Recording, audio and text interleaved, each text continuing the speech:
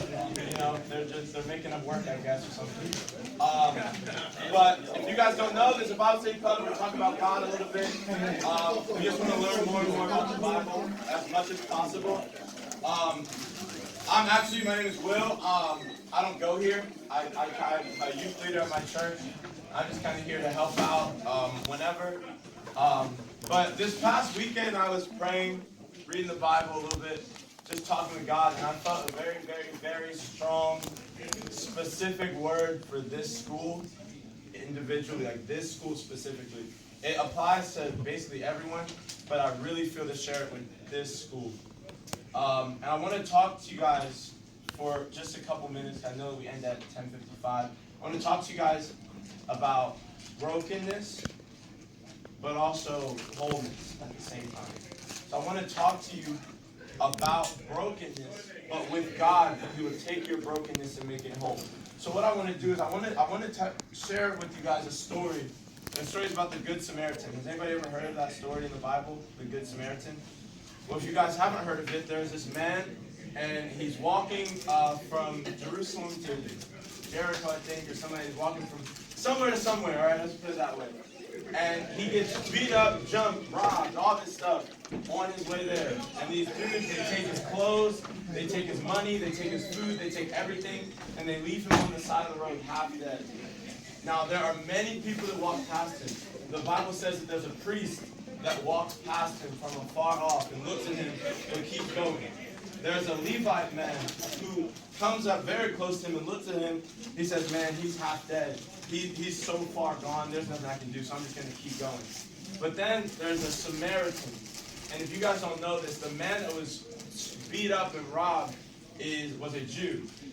And then the man that comes to help him is a Samaritan, or from Samaria. Samaritans and Jews do not like each other. They hate each other. Jews look at Samaritans like they're like the scum of the earth. So for this man to put that to the side to come help him is a huge deal, and that's why it's the story of the Good Samaritan. And so what the Samaritan does is he comes over to him and he finds this man who's bleeding, wounded, half dead, left on the side of the road. And he comes in and he has wine and he has oil with him while he's traveling. And what he does is he pours the wine on the wound to clean it.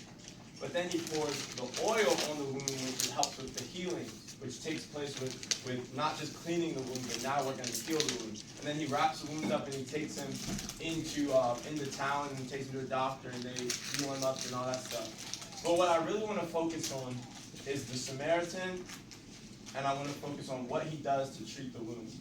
And so I want to kind of shift your perspective just for a few minutes on, let's view the Samaritan as God, all right? Let's view the Samaritan as Jesus, and let's view the person that's laying down, the Jew that's on the side of the road half dead, as us. I felt this word very specifically, that there are people in this school, not just in this school, but in this classroom, in this classroom right now that are busted down, half dead, wanting to give up on life. I would even go as far as to say that there's somebody in this room right now that thought, man, why am I even here? Why am I even waking up this morning? Why am I even alive right now? And they've just been battled with these thoughts and thinking, what if nobody's going to miss me if I'm gone? What do I have to offer? I mean, I'm already, this life has taken so much from me. I've already gone through this and that. I'm left on the side of the road, half dead, and people are just walking by me every day. Nobody seems to care.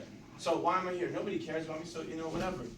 And I feel like that's exactly what that man that was broken down and beat up on the side of the road was thinking as the priest walked right past him and as the Levite walked past him.